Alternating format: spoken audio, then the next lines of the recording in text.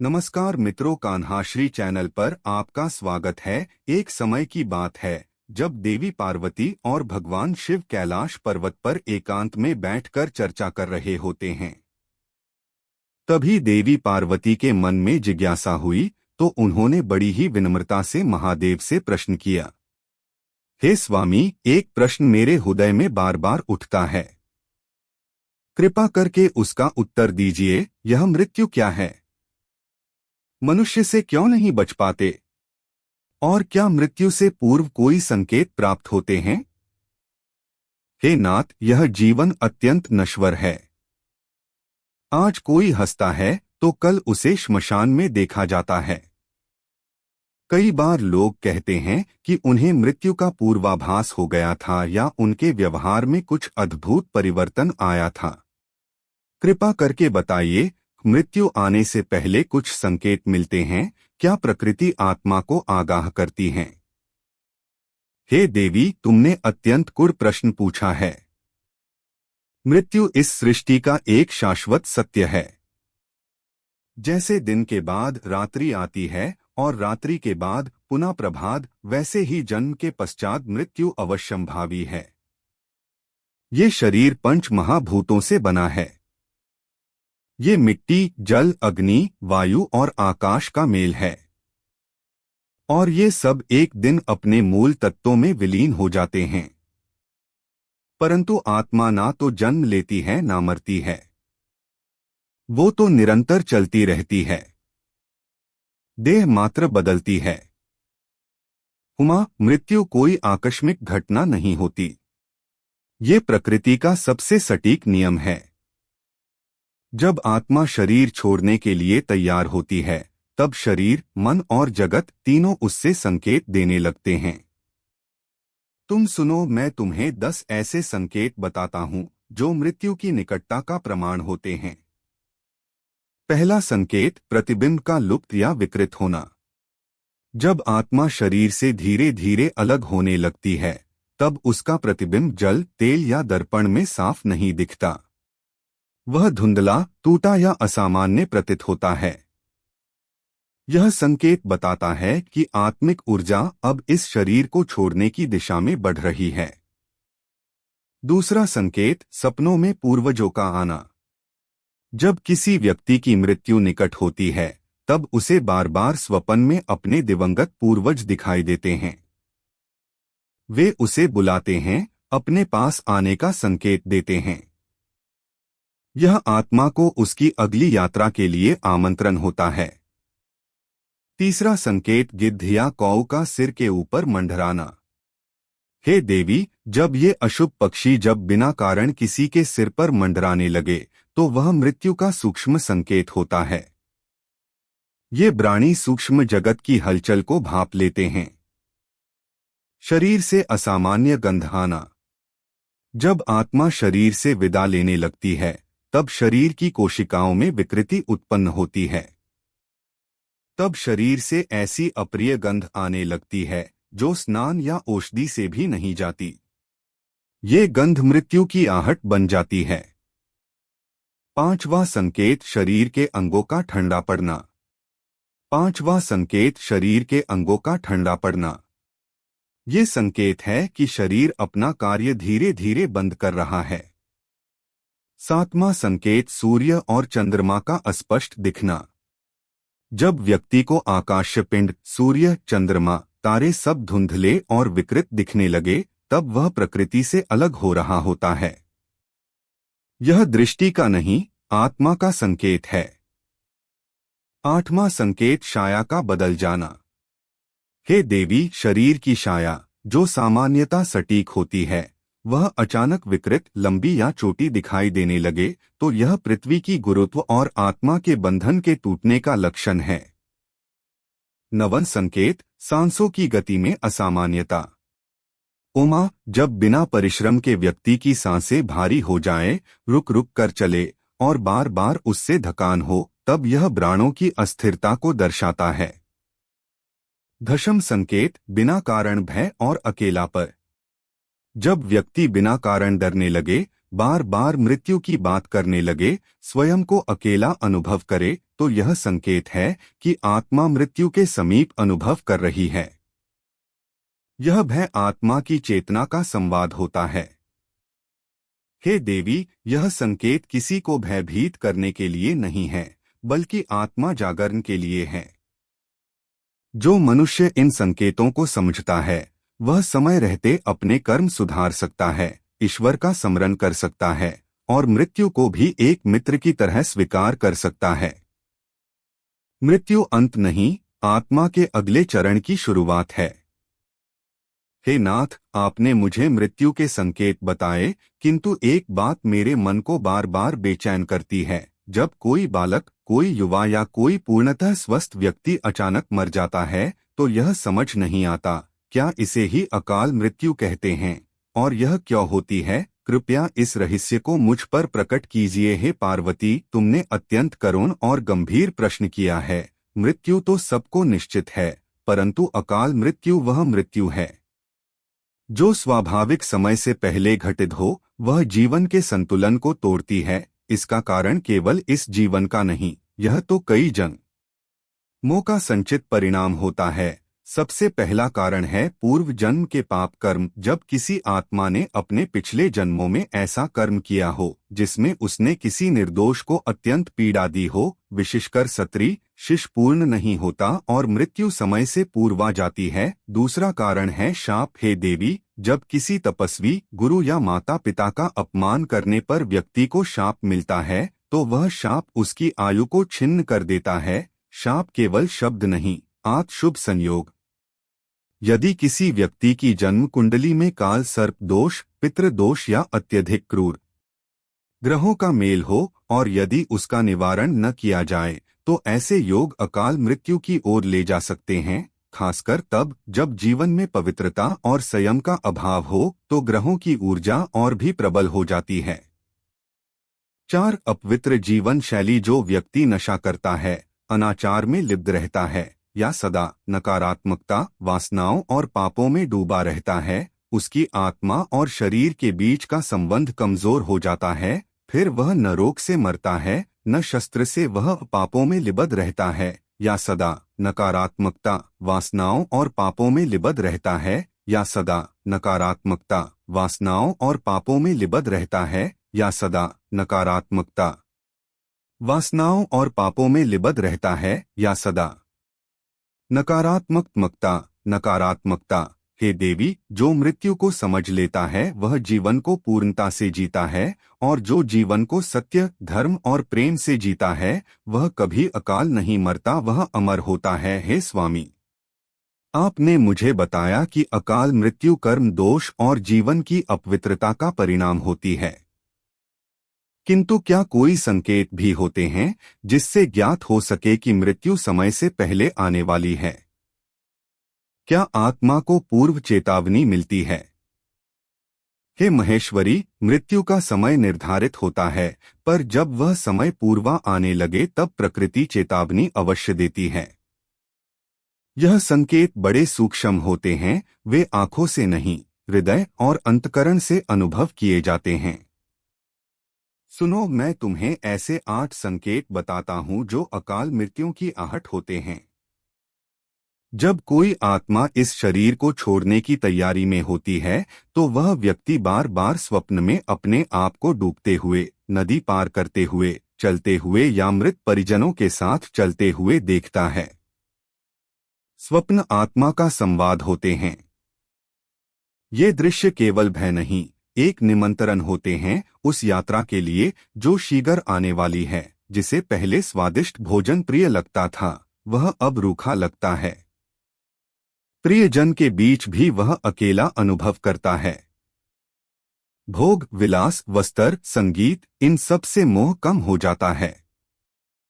ये आत्मा का धीरे धीरे शरीर से संबंध तोड़ने की प्रक्रिया है। जब सूर्य या चंद्र ग्रहण के समय कोई व्यक्ति अचानक थकान, भारीपन, घबराहट या सिर में पीड़ा अनुभव करे, तो यह आकाशीय चेतावनी होती है। ग्रहण सुबह ब्रह्मांड की ऊर्जा का विचलन है और वो उन पर विशेष प्रभाव डालता है जिनकी मृत्यु समीप होती है। कौवों, उल्लू या गिद्धों का बार बार आना, ये प्राणी यम की शक्ति से जुड़े होते हैं। जब बार बार कौवे घर के आसपास बोलने लगे, उल्लू रात में सिरहने आए या गिद्ध आकाश में मंडराने लगे, तो ये संकेत है कि मृत्यु दूत समीप है। ये जीव सूक्ष्म जगत की गतिविधि को भांप लेते हैं। यदि अचानक हाथ की जीवन रेखा फीकी, धुंधली, टूटी हुई या काली हो जाए, तो ये भविष्य में घटने वाली बड़ी हानि, विशिष्ट अकाल मृत्यु 6 का संकेत है। रेखाएं आत्मा के कंपन को दर्शाती है और मृत्यु का समीप आना उसमें बदलाव लाता है। जो व्यक्ति शांत था, वह अचानक क्रोधित और चिड़चिड़ा हो जाता है। उससे छोटी छोटी बातों में डर लगने लगता है। वह बिना कारण लोगों से दूर रहने लगता है। यह आत्मा के भीतर बढ़ रही बेचैनी की अभिव्यक्ति है। बिना किसी बीमारी के यदि व्यक्ति लगातार थका हुआ, शिथिल और बोझिल अनुभव करे, तो यह प्राणशक्ति के कमजोर पड़ने का लक्षण है। जब आत्मा धीरे धीरे बाहर निकलने लगे, तो शरीर भीतर से खाली लगता है। हे नाथ, जब ऐसे संकेत मिले तो क्या कुछ किया जा सकता है? क्या यह निश्चित है कि मृत्यु टाली नहीं जा सकती? हे उमा, जब तक चेतना है तब तक परिवर्तन संभव है। यदि कोई व्यक्ति इन संकेतों को समझ ले और तत्क्षण ईश्वर का स्मरण प्रारंभ कर दे, अपने पापों का प्रायश्चित करे, महमृत्यु जय मंत्र का जब आरंभ करे, दान, सेवा और तप का सहारा ले, तो वह अपनी आयु को स्थिर कर सकता है। मैं स्वयं मृत्यु का काल हूँ, परंतु मैं आशुतोष भी हूँ, जो मुझे सच्चे हृदय से पुकारता है। उसकी रक्षा मैं स्वयं करता हूँ। अकाल मृत्यु उसके पास भटक नहीं सकती, जिसने अपने कर्म शुद्ध किए हो और भक्ति को जीवन का आधार बनाया हो। हे नाथ, आपने मृत्यु के समय आत्मा की अवस्था बताई, परंतु मैं जानना चाहती हूँ कि मृत्यु के बाद आत्मा जाती कहाँ है? वह किस मार्ग से गुजरती है? क्या वह भटकती है या उसे कोई मार्गदर्शक मिलता है? हे उमा, मृत्यु के बाद आत्मा की यात्रा एक सूक्ष्म परंतु अत्यंत नियोजित क्रम से होती है। यह यात्रा 3 मुख्य चरणों में बंटी होती है: प्रेत अवस्था, यमलोक की यात्रा और फिर अंतिम निर्णय स्वर्ग, नरक या पुनर्जन्म। हे देवी, मृत्यु के बाद का प्रथम चरण है प्रेत अवस्था। मृत्यु के तुरंत बाद आत्मा अपने शरीर को छोड़ती है, परंतु वह पूर्णता पृथ्वी से अलग नहीं होती। उसका मोह शरीर, घर, परिजनों और अधूरे कार्यों से जुड़ा रहता है। ये अवस्था प्रेत योनि की होती है। इन 13 दिनों तक आत्मा घर के चारों ओर घूमती है, परिजनों की भावनाएं महसूस करती है, अपने अंतिम संस्कार को देखती है और यदि कोई अनुष्ठान अधूरा हो तो वह बेचैन हो जाती है।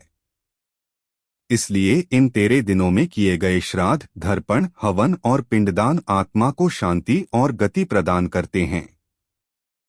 यह विधियां आत्मा को मोह से मुक्त करती है और आगे की यात्रा की दिशा में बढ़ाती है।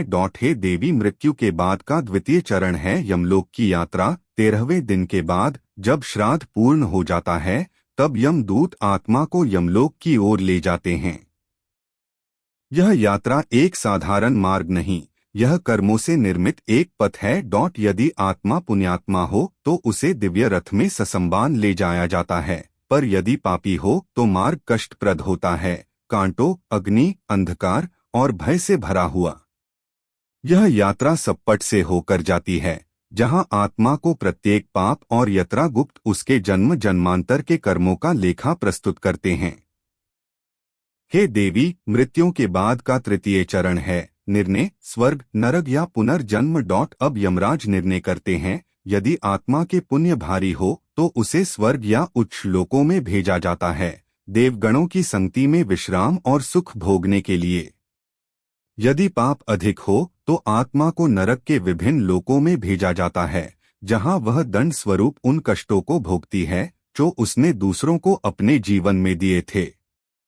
और यदि आत्मा पुनरूप से पापी और पुनरूप से पुण्यवान ना हो तो उसे पुनर्जन्म के लिए पृथ्वी पर भेजा जाता है, उसके कर्मों के अनुरूप किसी योनि में, मनुष्य, पशु, पक्षी या कीट के रूप में। कुछ महान आत्माएं जो भक्ति, सेवा और सत्य के पथ पर चली हो, उन्हें जन्म मरण के बंधन से मुक्ति मिलती है और वे मोक्ष प्राप्त कर ब्रह्म में लीन हो जाती है। हे स्वामी, आपने कहा कि मृत्यु के बाद आत्मा को उसके कर्मों के अनुसार स्वर्ग या नरक भेजा जाता है, परंतु मैं जानना चाहती हूँ कि नरक वास्तव में कैसा होता है। क्या वहां आत्मा को वास्तव में यातना दी जाती है और कैसे? हे पार्वती, नरक लोग संसार की पापी आत्माओं का निवास स्थान है। यह उस न्याय का स्थान है जहां प्रत्येक आत्मा को उसके कर्मों का दर्पण दिखाया जाता है।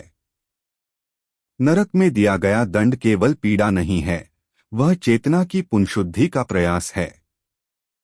जो आत्मा अपने जीवन में धर्म की मर्यादा से गिरती है, अन्य प्राणियों को दुख देती है, वह इस मार्ग से अवश्य गुजरती है। हे देवी, मैं तुम्हें अब ऐसे कुछ नरकों की बात बताता हूँ जहाँ आत्मा को उसके पाप के अनुसार भेजा जाता है, और वहाँ जो होता है वह सुनकर भी हृदय कांप उठता है। कुछ आत्माएं हैं जो दूसरों की संपत्ति हड़प लेती हैं, छल करती हैं, अपनों के साथ विश्वासघात करती हैं। वे तामिस्र नामक नरक में जाती हैं। वहां उन्हें लोहे की रस्सियों से बांधा जाता है और अंधकार की कोठरियों में पीटा जाता है। कोई सुनता नहीं, कोई देखता नहीं, वहां केवल उन्हें पीड़ा होती है। और जो लोग अपने जीवन को छल और धोखे की बुनियाद पर जीते हैं, हर संबंध में झूठ खोलते हैं, उन्हें भेजा जाता है अंधता मिस्र नरक में।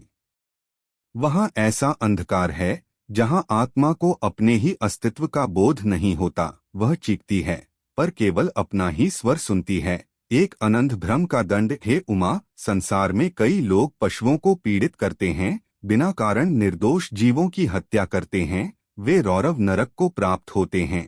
वहां विषैले सांप आत्मा को चारों ओर से डसते हैं। ये डसना केवल शारीरिक नहीं बल्कि उस पीड़ा का अंत करते हैं। वे जाते हैं महारौरव नरक में। वहां रूरू नामक भयानक प्राणी आत्मा को नोचते हैं, फाड़ते हैं। वह पुकारती हैं उसी प्रेम की ओर जिसे उसने जीवन में धुकरा दिया था। मांस भक्षण करने वाले और जो निर्दोष प्राणियों की बलि देते हैं, वे कुंभी बाग नामक नरक में जाते हैं। वहां आत्मा को बार बार खौलते हुए तेल में डुबोया जाता है। वह जलती है, फिर कुछ देर बाद होश में आती है और ये चक्र पुनः शुरू होता है। माता पिता और गुरु का अपमान करने वालों का तो अपराध ही अन्यतम है। उमा, उन आत्माओं को में काल सूत्र नरक भेजा जाता है। वहां अग्नि की रस्तियां उनके चारों ओर बांधी जाती हैं और उन्हें तपती भूमि पर घसीटा जाता है, तब तक जब तक आत्मा की कठोरता भिखल न जाए। और जो लोग काम, व्यभिचार और स्त्री पुरुष के पवित्र संबंधों को कलंकित करते हैं, वे असिप्तर वन नामक नरक में जाते हैं।